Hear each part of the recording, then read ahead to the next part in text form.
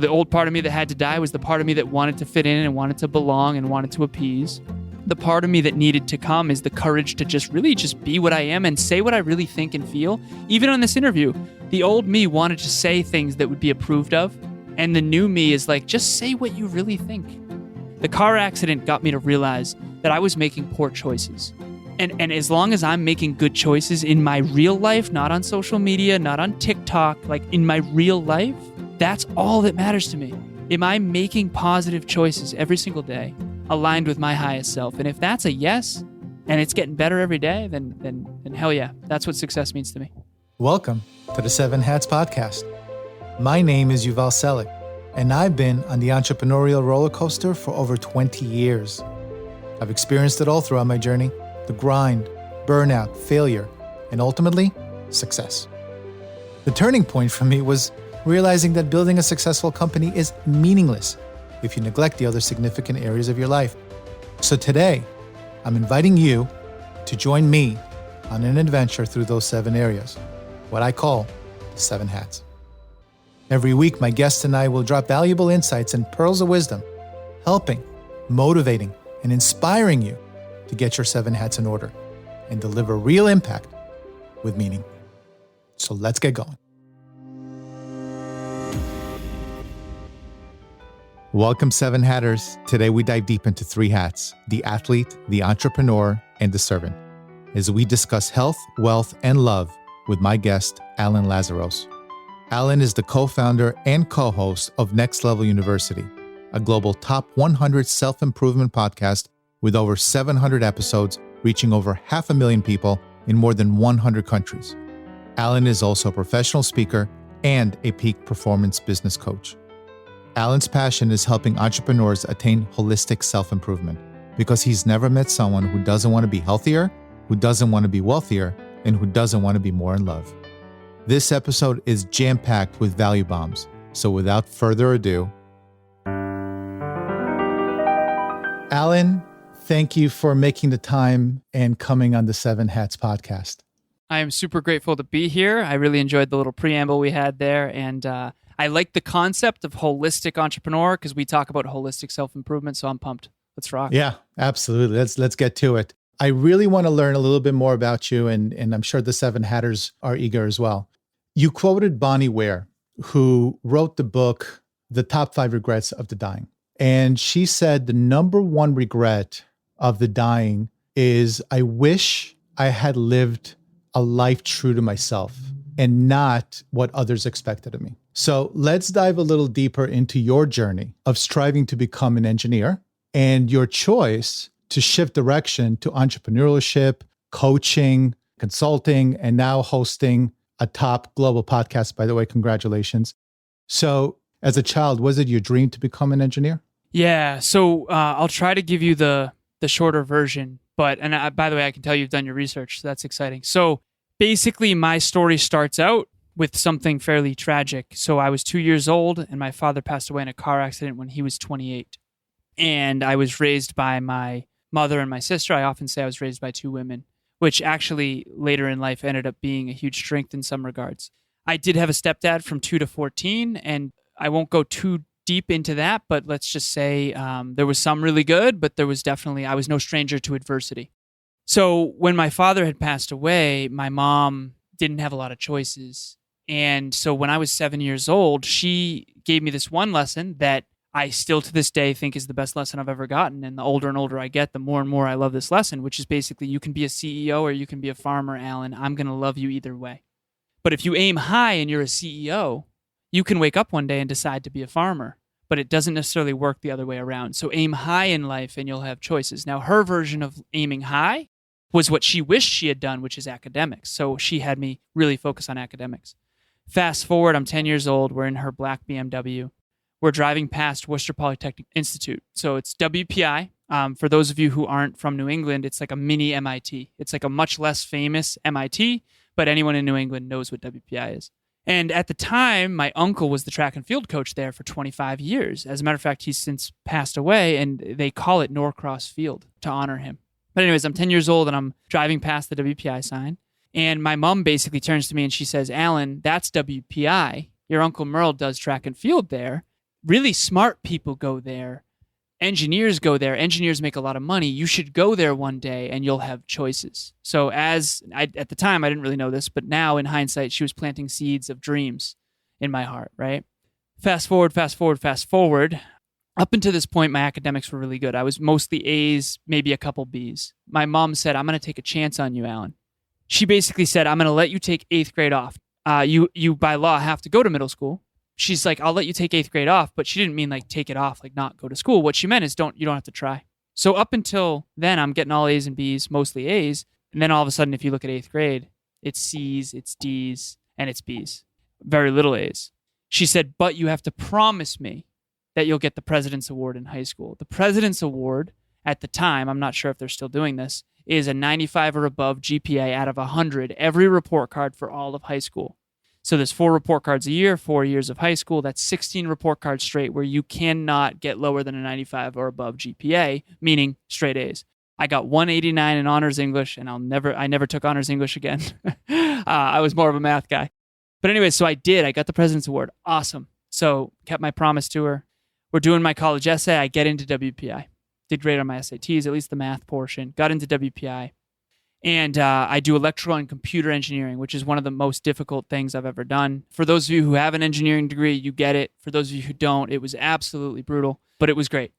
So now fast forward, and this is where entrepreneurship started to kind of come into my life. I started a little company called Campus Libre with some of my roommates. It was basically a campus-specific Craigslist for textbooks, and we were going to basically go to the Worcester Consortium schools, Boston schools, then go to the West Coast, and we did very well very early, but then we had a falling out with the team. Then I go to Tyco Safety Products, and I work at a company called iRobot, and I work at a company called Oz Development. I very quickly realized I'm not just going to sit behind a desk and design circuit boards. I love people. I probably should have learned this earlier. I love to communicate. And so what I end up doing is I end up going back for my MBA. Because at the time, my hero, you've already mentioned him on the preamble, is Steve Jobs. At the time, my hero is Steve Jobs, still is a hero of mine. And I looked it up. I was like, my dream is to be a Fortune 500 CEO. And I looked it up. Something like 60% of the Fortune 500 CEOs in America had an engineering undergrad with the MBA combination. And so I was like, okay, I'll go back for my MBA. That way I don't have to design circuits behind a desk alone. I can go into business. So I went into business. Then eventually I end up in a bunch of different companies. So I was a global product manager for iRobot. Then I was a global product manager for what used to be Texas Instruments. Now it's Sensata Technologies. And then I eventually end up at a company called Cognex. And at this point, I'm job hopping mostly for money because I'm in a lot of school debt. Fast forward, I am eventually an inside sales engineer for a company called Cognex. I get promoted to outside sales. And I remember it was a Friday night. I wasn't working. I was up in New Hampshire with my cousin. We were playing Call of Duty, and I'm 26 at the time. And we're going to go to TGI Fridays. 2016 was like a horrible winter in New England. And the signs, the snowbanks were like up above the signs. And I'm in New Hampshire, and I'm looking at the GPS. I thought the road stayed right. It actually stayed left. I was supposed to yield, didn't yield, end up on the wrong side of the road, and I had seen the biggest lights I'd ever seen, biggest lift-kitted truck ever. I actually thought it was a Mack truck. It was not a Mack truck. It was a lift-kitted New Hampshire pickup truck. For those of you who have not had a life-or-death situation, the only way I can explain this is like there wasn't a question. There wasn't like a maybe this is it. It was like this is the end for me. This is it. And it was just like an inexplicable, surreal, super fast millisecond, but also somewhat slow motion, surreal moment.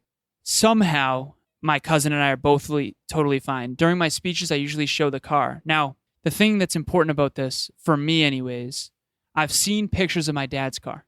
I usually show a picture of my car, and they don't look very different. They're both completely totaled. My cousin, luckily, is okay. Both airbags do deploy.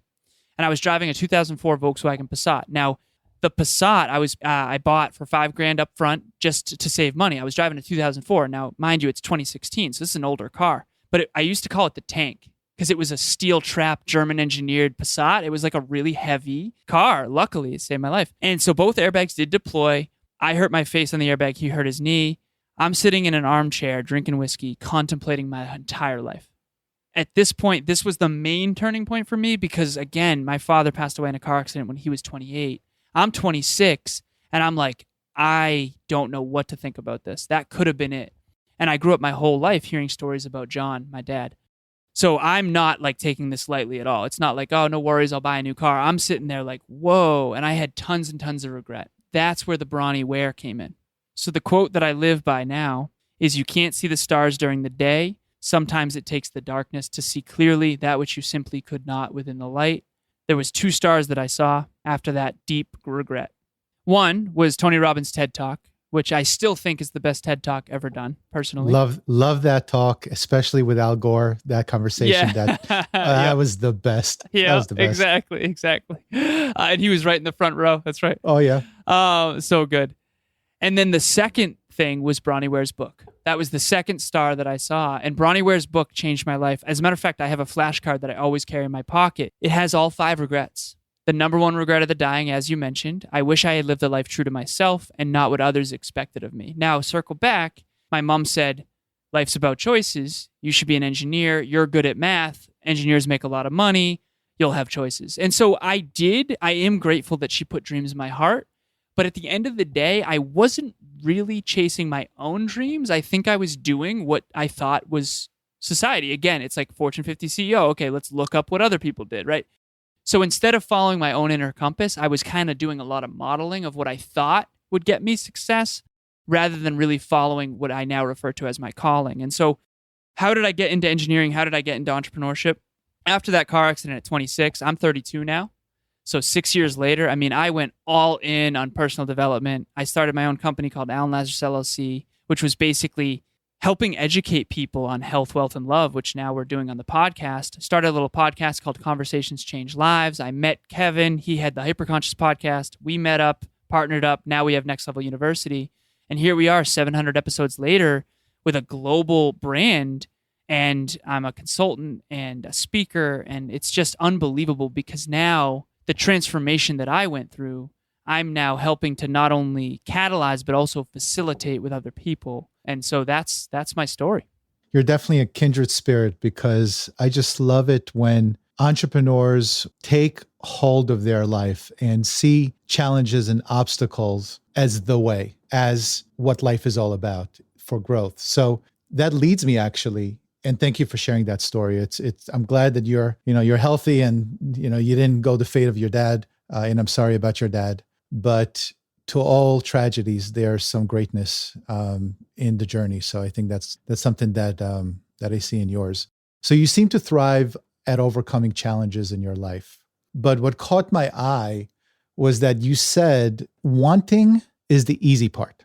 It's easy to want a great body. It's easy to want a successful business. It's easy to desire an extraordinary relationship. We all want to have the best. Be the best, live the best, call it God complex, right? Best life. Then you bring up a great point. You ask, do we also want what comes with those desires? So can you expand on that? Yeah, I'm so grateful you asked that. So our thing is like health, wealth, and love. So health is physical, mental, emotional, spiritual. Wealth is how do you make your money? In other words, do you love what you do? How much do you make? And is that growing or decreasing over time? And where do you invest your money? That's wealth. And then you have love, which is friends, family, intimate relationship, colleagues, clients, mentors, mentees, all that. It's great. Health, wealth, and love. The 3 main facets of a successful, incredible life. I've never met someone who doesn't want to be healthier, who doesn't want to be wealthier, and who doesn't want to be more in love. Those are amazing virtues. Of course, we all want that. Wanting is the easy part, but anyone can want. And I think what's interesting, and the best way I can probably articulate this, I remember I was on stage and I was giving, I used to be a fitness coach and a fitness model, and I was giving a fitness speech. This was many years ago, I think 2018 or 2019. And I remember asking the audience, I said this, I said, I want everyone to ask themselves a simple question. This is about fitness, mind you. A simple question. What is the most desirable aspect of a physique? Male or female? And everyone knows the answer. It's abs. Okay? Everyone knows it's abs. Why? And I asked the audience, why is that the most desirable part of the physique? And everyone comes to the logical conclusion of it's the most difficult to get and even more difficult to sustain. And I said, I want everyone in this intelligent audience to ask themselves, what would it be like if I woke up tomorrow and everyone on planet Earth had a ripped 6-pack? And I said, guess what? It would no longer be valuable because no one had to earn it, because when everyone has it, it's not as valuable. What I wanted everyone to realize, it's hard to get a six-pack. That's actually what makes it great. And if we can just understand that, if we can understand that hard work and earning success is actually the goal rather than actually getting the success. Kevin and I talk about this a lot because when we first started our podcast, and I'm sure you can relate to this, I remember when 4 listens a day was awesome. And here we are, and it's literally like last week we had more listens last week alone than we did the entire first year. But we were never doing it for the money. We were doing it for the mastery. We were doing it for the impact. And then, yes, of course, profitability, and we need a profitable business. But we were doing it because it was a dream that we care about. We love self-improvement, and we designed our life around self-improvement. Succeeding at podcasting has been nothing short of brutal in terms of hard work, consistency. We have 7 episodes a week that we do. And for any podcaster out there, you know how hard that is to sustain. And it's quality episodes too. It's not just like us throwing stuff out there. And it took us a while to ramp up to that. But now here we are about to surpass a $250,000 business. And we have clients all over the world. And we've got Next Level Podcast Solutions, Next Level Business Solutions. We've got all this awesome success. But I will never lose sight of this. That's all great. And I'm really grateful for it. I really am. But I was on a podcast and someone asked me, what does it mean to be next level? And I had never been asked that question before, believe it or not. And I remember I sat there and I was like, honestly, nobody's going to like my answer, but this is what I actually think it is. What do I do when no one's watching? Some people think I'm full of it. I kind of don't care that much about the shiny, stupid stuff. It's great. Like, of course I want stages and I want money. Okay. But I'll be honest with you. Me going to the gym tonight with my girlfriend after this interview, I'm telling you right now, matters to me more than that next $1,000 speech. I love speaking. I love abundance. I love this business, and I love proliferating and helping people. But what matters to me more than anything else is me putting in the work and keeping the promises that I make to myself and earning success. Everyone wants success. Not everyone wants to earn success. And if you can focus on the earning, success will be a byproduct. Whereas if you focus on success, you might end up with shiny object syndrome, chasing butterflies all day. I think wanting to earn it is more important. Kevin laughs because he's like, if you won the lottery of $1 million, like you'd literally like give it back because I want to earn it. I would rather earn it than just have it given. Now, of course, I wouldn't just give it back. I'd donate it to charity. Of course, I would proliferate what we're doing in the world, and we have our own little charity. But I think that's what I would say to answer your question is it's really, really important. Everyone wants, but who wants to earn it more than they want it? And when you shift that, I'm telling you, watch out, world. You mentioned Emilia. I want to touch upon what a relationship with an entrepreneur looks like. So, oh, beautiful. You and Emilia speak with other entrepreneur couples every weekend. Yes. What things have you learned and experienced as an entrepreneur? And what things do you think she's learned being in relationship with you as an entrepreneur that can help others understand the mindset required to cultivate a successful relationship in the roller coaster world of an entrepreneur's life? Oh my goodness, fire questions. I'm so grateful that this is happening because I've never been asked this question before. So far, that's 2 in a row. I've learned so much about myself because, okay, in an intimate relationship that is truly flourishing, you're going to learn a lot about yourself because you're going to have certain challenges. In addition to that, owning a business with your intimate partner is a whole nother level of that. So what have I learned?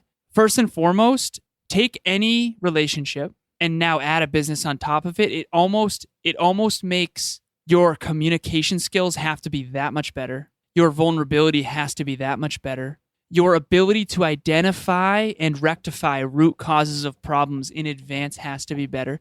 You have to be so self-aware. So for example, in our business, I am a lot farther along in certain areas than Emilia is in terms of the sales process or prospecting or filling our relationship docs virtual events. So we do monthly virtual events. She's a lot more aware on the content. So when it comes to actual relationships, I'll be completely honest with you, she's far better at intimate relationships and interrelationship dynamics than I am. She's just studied it longer. Whereas finance and business, my business acumen and finance acumen is a lot higher, not just because of my MBA, but because I've always been interested in it. That's the key is self-awareness, the divide and conquer mentality. Kevin and I do this too in our NLU business, but The We is the name of Emilia and I's business. It's called The We for a reason. So it's like, it's not about the me, it's about the we. And so it's basically the yin and the yang. It's the masculine and the feminine working in perfect harmony toward a common mission and a common goal. And how do you do that?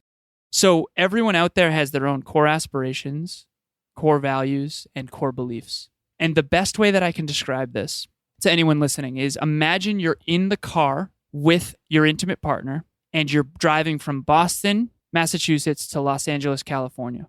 See, you both have the same destination. So you have the same core aspiration. But now I want you to imagine that one of you loves country music and the other one hates country music. And one of you loves hard, heavy metal and the other one hates heavy metal. If you're listening to heavy metal, that's what I would call a core value in conflict. Core aspirations are about the future, aka where you're headed, what you're building towards. Core values are how you show up in the present. Core beliefs is how you get there, the approaches, the paradigms. So now imagine you're both going to LA, same destination. Awesome. Same core aspiration. Now you love the same music. You're listening to peaceful piano on Spotify. You both love peaceful piano, but you have a different belief. See, imagine your intimate partner wants to go the northern route and you want to go the southern route. Guess what? You literally can't take the same car without harboring some resentment. So what I've learned from relationship talks and being in a relationship with my business partner, Emilia, is we've done 46 weeks in a row of relationship talks with couples all over the world.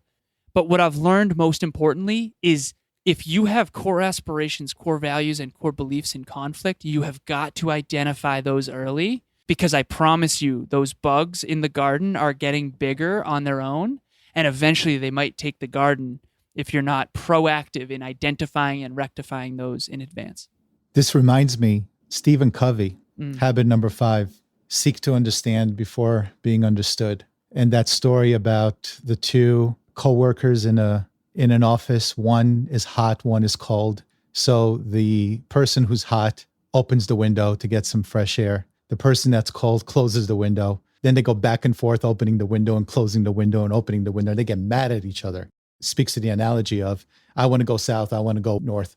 The moment of clarity is the communication aspect of things. Yeah.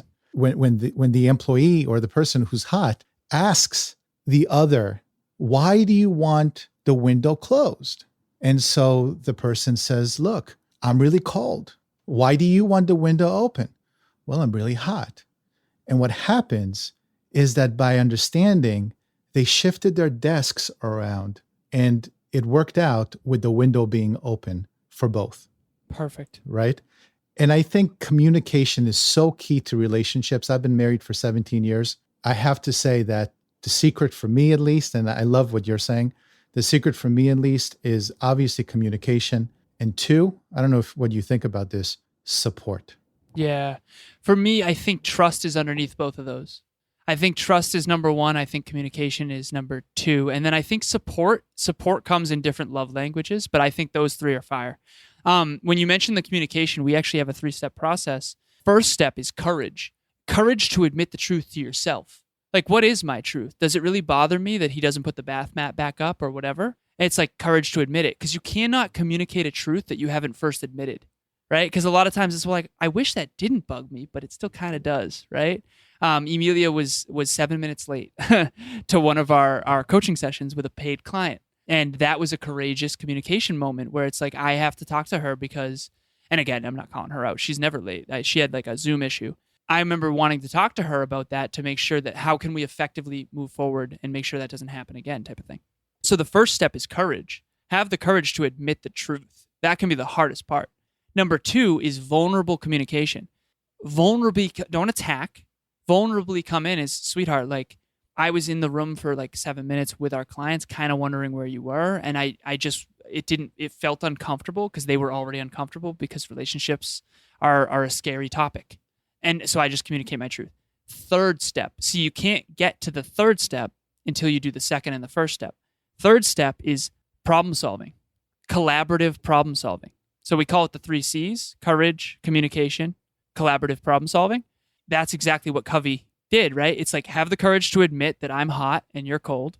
Okay, now communicate. I'm hot. Why? Okay, well, or why do you not want the window closed? Hot, cold. Then they collaboratively problem solved and they switched the desks.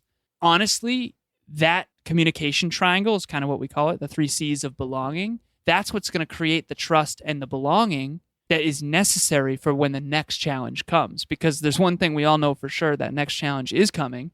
And that's the one thing you can guarantee and count on. You now have met and interviewed hundreds of entrepreneurs and some of the most successful people in the world. What are some of the key things you've learned from them about limiting beliefs? Limiting beliefs. You know what's interesting? The common denominator from the most successful people is that they have very few. Their belief in themselves is so high that it's almost unrelatable. And what I find fascinating is, like a David Meltzer, for example. David Meltzer is a dear friend and mentor of mine. We go on his show every other week. His level of self-belief is so high that it's kind of difficult for him to give advice to people that it's not like that. And I deal with that as well, for sure. And I have a whole self-belief versus self-worth paradigm. I think I struggle with self-worth, not self-belief. And I think some people, are the opposite. But I think when you start learning from some of the most successful people in the world, you do find that the common denominator is they believed in themselves almost regardless of circumstances and feedback. They never doubted their own ability. I don't want to say never. Maybe they had spouts of doubt. But the people who succeed at the highest level, I do find a common denominator is that they have very little limiting beliefs about themselves. But I do think they do have some limiting beliefs that limit them outside of that. So, for example, some people that have a lot of self-belief get a little bit faked out when other people pretend to. And I've been guilty of this. So I didn't realize this until later in my life, but there's a lot of people who pretended to have high self-belief and high aspirations when really they were just mirroring me. And then years later, I would look at their life and I'd go, well, I thought, and then I started to see a common theme of like, oh, they told me they wanted those things and they were working toward them while I was there. But when I left, they weren't necessarily as focused on their goals. And that's been pretty obvious on the NLU team as well. Because I think when you get around aspiration, it tends to rub off on you. But the source of aspiration needs to be true, authentic self-belief. And that's one thing that I've found across the board. Anthony Trucks, David Meltzer, Michael Burt, like these people, Evan Carmichael, they have a really, really high level of self-belief. And yes, it can be built over time, but I do think a lot of it was an unconscious competency as well. So you think they were born with it?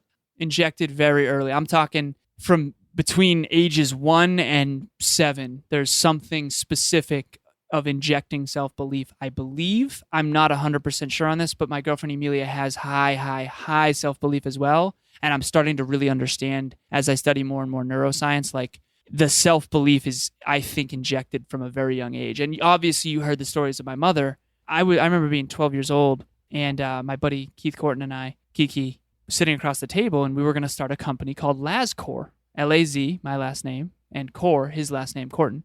And we were going to start a video game company, and our first video game was going to be Musket, the American Revolution. And I remember my mom was sitting there like putting wind into the sails of this conversation. And I think in hindsight, the truth of the matter is that I was steering that conversation because I am just more aspirational than Kiki. Nothing against him. I just am. Because I do think I have more self-belief. As a matter of fact, I know that I do because we both wanted to go to WPI and he didn't think he could get in. And he didn't get in. But anyways, I do think it's important to understand that some of the people that maybe are super, super successful, maybe they don't understand some of your self-belief struggles, because even someone like Oprah, like despite all of the adversity, she still really did always believe in herself. And I think that one common denominator does shine true if you really take a look. Yeah, I think for entrepreneurs, self-belief and imposter syndrome is really kind of those are the two big words. So let's talk a little bit about imposter syndrome. You said it's easy to feel like an imposter when you're comparing yourself to the best in the world. Yeah. Did you feel like an imposter when you wanted to compete with some of the best bodybuilders, or when you wanted to start a podcast in a sea of podcasts out there? Yeah, I did. And I think that imposter syndrome, it has deeper layers than what most people understand. So, and what I understood as well. Intellectually, I knew I could do it, but emotionally, I hadn't done it yet. And so there's a disconnect between my subconscious and my conscious mind. So the conscious mind is the prefrontal cortex, the part of you that's very aware. The subconscious is the part of you that's, beating your heart without you having to think about it. Basically, imposter syndrome, I think, is the disconnect between what you currently believe intellectually and what you actually are in the physical, tangible reality. And how big is that disconnect? And so how do you bridge that gap? You put in the reps, you put in the work. This is why people say fake it till you make it, which I don't like that saying because I think it gives the wrong idea. But I think what fake it till you make it is supposed to mean is that everyone feels imposter syndrome at first, no matter how much they believe in themselves. When I first started speaking, I mean, now I've gotten over 120 speeches under my belt. And so, of course, now I don't feel like an imposter. Podcasting, right? I'm over 750, if not more. And it's like, I'm not an imposter now, but that's because I have it. This is in my bones now. This is in my body, my physiology. But at the beginning, of course, there's a disconnect between what you know you can do and what you feel like you can do. And so you got to understand that difference between intellectual knowledge and then actual feeling and embodiment. So you are talking about, because you mentioned this in some of your pieces, the emotionally driven individual versus the analytical logical type. How do you compare those two individuals and how have you dealt with that? Because you're more in the logical analytical type. So I believe there's 4 facets to all of our personality. And I think of it like a car with 4 people in it. And everybody wants to drive and everybody wants an opinion on where we're headed and why. Physical, mental, emotional, and spiritual. So the physical is your central nervous system, peripheral nervous system. That's just basically, no one has a P first. So we have the PMES system, physical, mental, emotional, spiritual. We all have all 4, but what's your first letter? Your first letter is the one that's usually driving the car. And for me, my M is driving the car. I mean, I've always been an intellectual engineer, like mathematical, rational. So, and for those of you who don't know a ton about neuroscience, that you've got the left side of the brain, which is the really rational, analytical, mathematical structure, syntax, like that computer engineer type part of the mind. And on the right is the creative, intuitive, warm, loving part. And so very few people are able to, so like if you think of an Elon Musk, very left brain, super left brain, right? If you think of an Oprah Winfrey, very right brain, extremely intuitive, right? So we all have this balance of yin and yang. And a lot of times our brain is not working in harmony. And so what I do with my clients is I identify, okay, what's their first letter? If you're E first, and this is the best way to explain it to your listeners, when you go get a coffee, are you doing it for the caffeine, the result, or are you doing it for the experience of the coffee, the way it tastes? For me, it's always the stimulant. I'm a much more results-oriented person. Experiences don't matter nearly as much to me. Results do, and I'm wired that way. That doesn't mean I don't enjoy experiences. What it means is experiences are secondary to results. Most people, the majority on the statistical bell curve, have experience first, results second. And that's actually why a lot of people struggle with fitness, is because they would rather enjoy the experience of food than have to then worry about their results. It's just the truth. That's what I do, is I figure, okay, so if you're out there listening, are you emotional first or are you mental first? Those are usually the first 2 letters, but I gotta say some people end up spiritual first.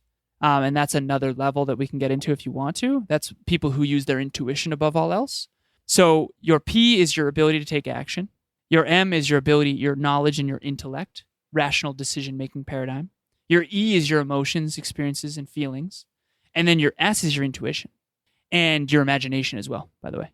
So to me, who's driving the car? And you need to have the right person driving the car at the right time. So if I'm in bed with Emilia and our little dog Tucker, I'm not necessarily going to have my M driving. I'm going to want to experience that moment and I'm going to want to be warm and loving.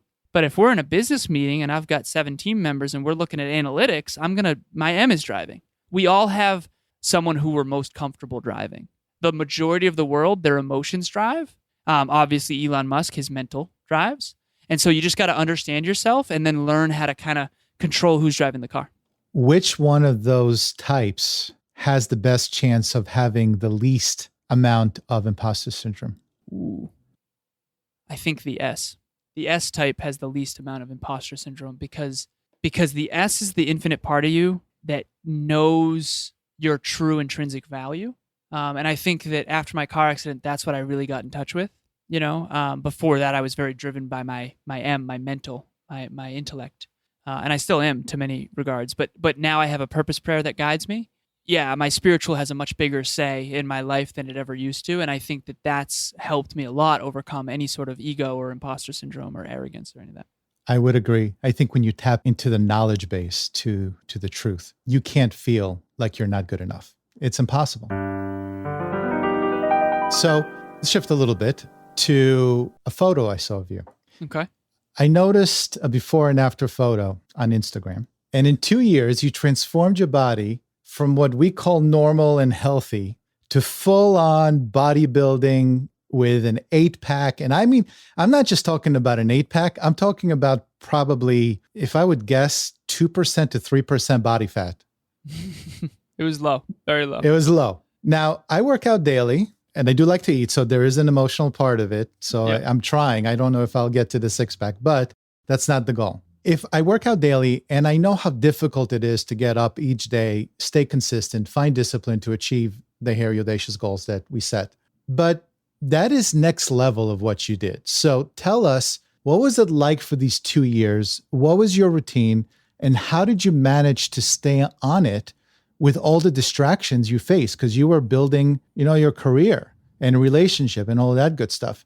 How did you do it? And what was your routine? Yeah, I appreciate the question. I'm going to say this up front, and I do think this is potentially an uncomfortable thing for people to hear, and they might not like that I say it. There's a reason why most successful business owners are not in shape. And the truth of the matter is that most successful business owners aren't. But guess who is? The ones who own fitness businesses. So when you say it's like, well, you're building your career, how did you do it? My career was revolving around fitness. I was a fitness coach, fitness model, and a fitness competitor. And I was trying to build my entire brand around fitness. And so that made it a million times easier. I don't want to say easier. Of course, it's still hard. But my circle of concern was obviously more integrated, if that makes sense. And so one of the reasons why entrepreneurs struggle to stay in shape is because, to be completely honest, I'm just going to be transparent on this. Being in shape is a full-time job. Emilia and I are going to the gym tonight. We have our meals prepped every single week. And at this point, I'm on the other side of the bow tie. I can explain the bow tie concept quickly because I think that'll give context. Yeah, go ahead. The bow tie concept is this. At the beginning of any journey, fitness, business, or otherwise, the level of effort in needs to be 10 for 0 results back.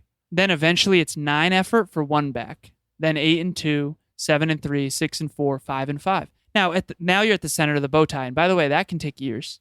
At the center of the bow tie, now you're putting 5 effort in and you're getting 5 results back. And it's like, yeah, all right, this is starting to work. Okay, cool. Then it starts to flip. This is the compound effect paying off. This is consistency paying off. All of a sudden, you're putting level 4 effort in and you're getting 6 back. Oh, cool. Now you're putting 3 in, you're getting 7 back. 2, 8, 1, 9. Eventually, you can put in very little effort and still get ridiculously high results. This is like Joe Rogan. He doesn't have to podcast ever again, and he'll have more listens than you and I ever will, ever. Why? Because he was more consistent starting from an earlier age. And so, again, that's the bow tie. And so how did I do it in fitness? I'm not going to lie. I invested a ton of time and energy and money into supplements, trainers. I had a fitness coach friend, Kevin. All my friends became fitness. Plus, I was building my brand around it. So everything was fitness. So I had a lot of reasons to be in shape because obviously if you're a fitness personal trainer, fitness coach, and you're not in shape, you're doing something wrong, genuinely. And it's actually shocking to me that some people are that way. But that's kind of how I did it, is I surrounded my entire life around fitness. Now, there's one piece that I wasn't able to share yet, which is my goal to overcome alcohol. So I used to drink often, and partying was a part of my life for sure. High school, tail end of high school, college for sure, and then in corporate as well, in sales, industrial automation. And I wanted to quit. Now, what I did is I sort of Miyagi'd myself, for lack of better phrasing, little Karate Kid reference there. And I said, okay, I want to quit alcohol, and this has this sort of hold on me, and I want to get rid of it. Now, I'm not like drinking every day type of thing, tons and tons and tons, but I definitely drink too often, and I want to quit because I don't want to poison my brain anymore. All right, so what I do is I make fitness a bigger priority, which what's bad for fitness? Alcohol. So I basically just decided to set a fitness goal that was so high that it wouldn't allow any wiggle room for alcohol. And so I decided to be a fitness competitor. I did men's physique. I did 3 different shows. I got in 4th place my first one. First place my second one, won my second one. So I came in a little bit arrogant on the first one, lost, came in humble on the second one and won. And then I reestablished my arrogance and lost the third show. No, again, but basically that's how I did it, is I surrounded my entire life around fitness, including my business. And if you're an entrepreneur out there listening, which you probably are, or you want to start your own business, just understand, like, the truth of the matter is fitness is a full-time job. there's a reason most people aren't in shape. It is very, very difficult. And anyone who says it's easy is either trying to sell you a program. Like, yes, it's simple: sleep, hydration, nutrition, training, and mobility. That's it. That's all you need to know. Do those effectively and consistently, and you will be in shape. But you can't sell that. That's fundamentals. It's easy. The truth of the matter is, it's simple rather, but it's not easy. Fitness is simple. You want to lose weight, go in a caloric deficit. You want to gain weight, go in a caloric surplus. You want to gain muscle, go in a caloric surplus and weight train, strength train.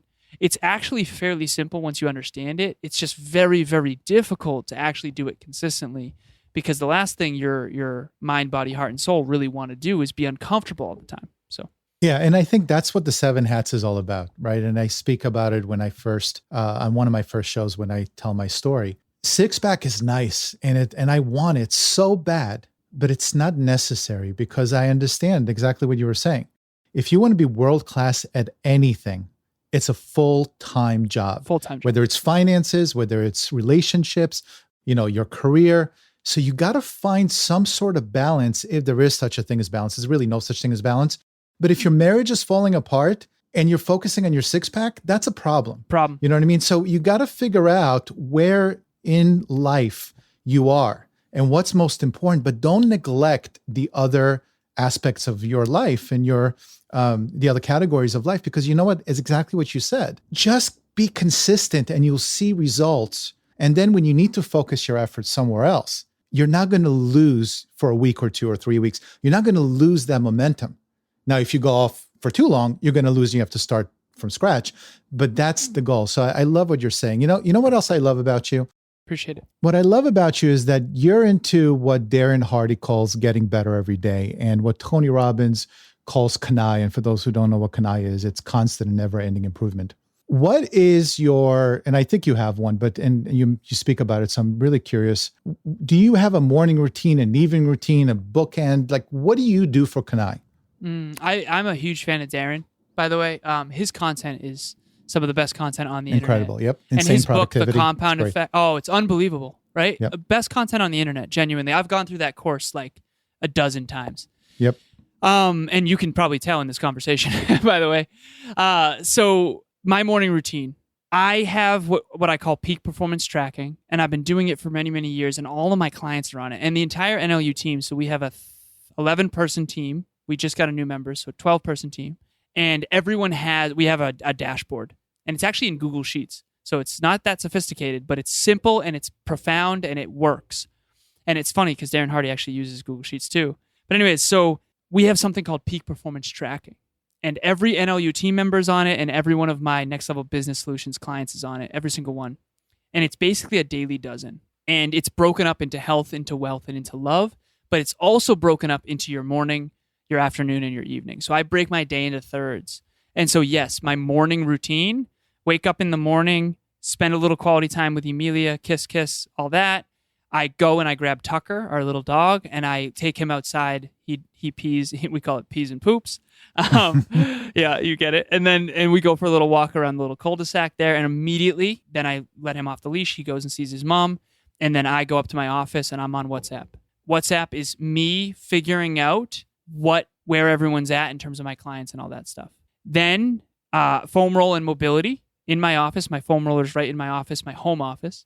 And then literally I go down, I take a shower. I'm listening to either Darren Hardy or a book or whatever during my shower. And at this point, I've eaten a little something, probably. Then I leave, go to the studio. And then when I get to the studio, my first call doesn't ever start until 10 a.m. at the minimum. So the earliest I start, so my first third is for me.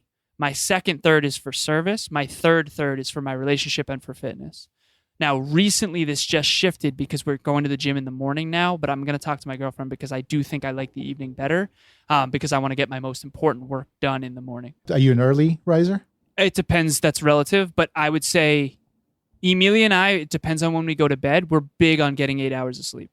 So last night, it's so critical. We went to bed last night at probably 11:30, and I think we woke up at 7:30. But a lot of times we call it alarm hygiene. Like, because at the beginning when we first moved in together, it was like her alarm going off, then my alarm going off. And it was like, whoa, we need to synchronize alarms. So last night, she's like, I didn't set an alarm. I'm like, me neither. Awesome. Let's sleep as much as we can while we can. So it fluctuates slightly, but normally I would say 11 to 7. Morning workouts just did not work for me because it's just, you put so much effort into it. And it's just, at least I'm not ready. I don't know. Mark Wahlberg does a 4 a.m. insane, workout. I don't know how he does it, but I like 4 or 5 o'clock workouts. Like, I agree. So in the evening. Yeah. In the evening. Yeah, exactly. Same. So I like to close out my interviews. And listen, I can speak with you probably for about a week. We can talk about so many topics. I'd like to close out my interviews with the following question. Who did you have to stop being and who did you need to become to manifest your current success? Oh, yeah. So who I had to stop being? Someone who tried to belong with ordinary. So I grew up in a small town, Uxbridge, Massachusetts, with quite frankly a small town mentality. And I had so many friends from home, so many friends from college, so many friends from corporate. And to be honest with you, just being transparent here, even if they were to ever listen to this, I don't speak regularly with any of them.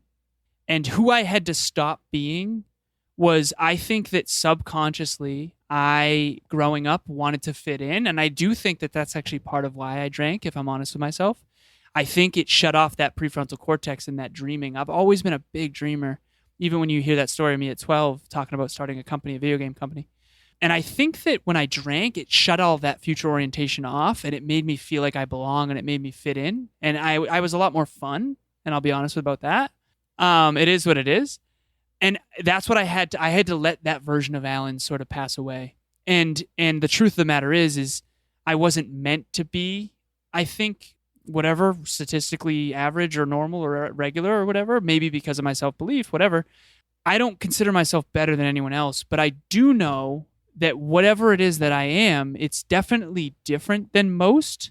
And I think that's good. And I've always been so insatiably curious to learn everything I can. And for anyone listening, I mean, I didn't take a course on this stuff. I just love learning, and I always have. I've always been the unexamined life is not worth living by Socrates, and I examine life all day, every day, 24/7, 365. I just always do. Obviously, not when I'm sleeping, but even then, I'm contemplating it. So, yeah, that's what had to die. What I had to become was someone who had the courage to be disliked.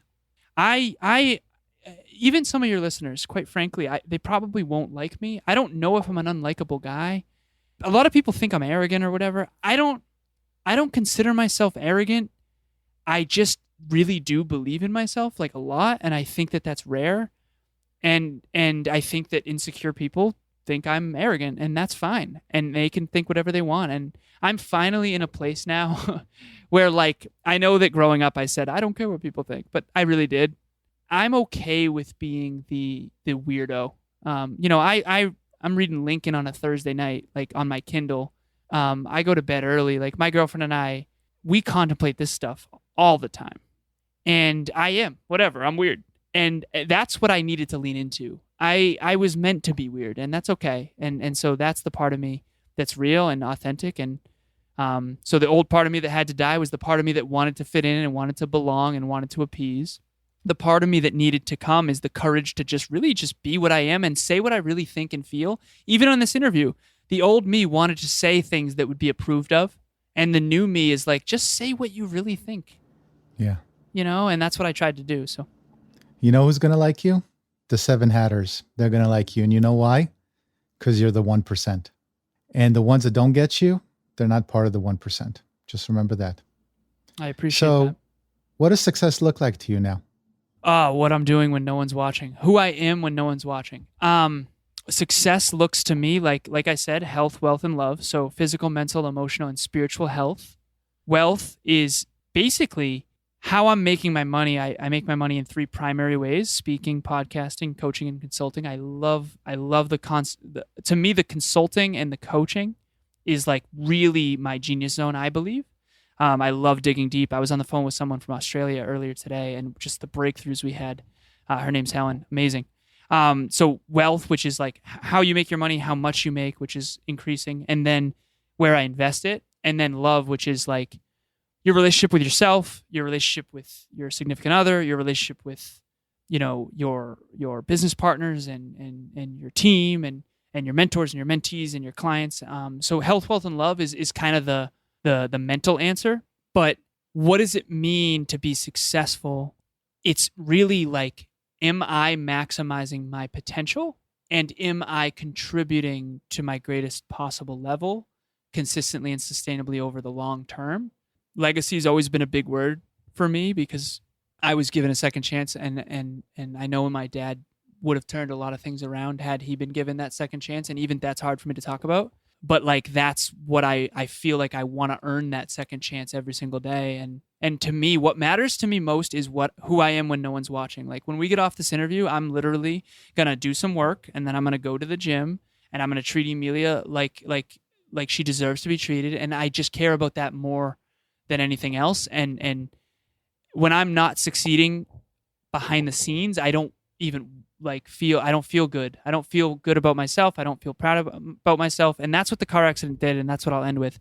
The car accident got me to realize that I was making poor choices. And as long as I'm making good choices in my real life, not on social media, not on TikTok, like in my real life, that's all that matters to me. Am I making positive choices every single day aligned with my highest self? And if that's a yes, and it's getting better every day, then hell yeah, that's what success means to me. Well, I can tell your dad is looking down, and I'm sure he's very proud of you. So that I can tell you for sure. All right. Let's tell the 7 Hatters how they can find you and how they can benefit and learn more from you. I really appreciate those words, what you said. So thank you. The 7 Hatters. I like that. 7 Hatters.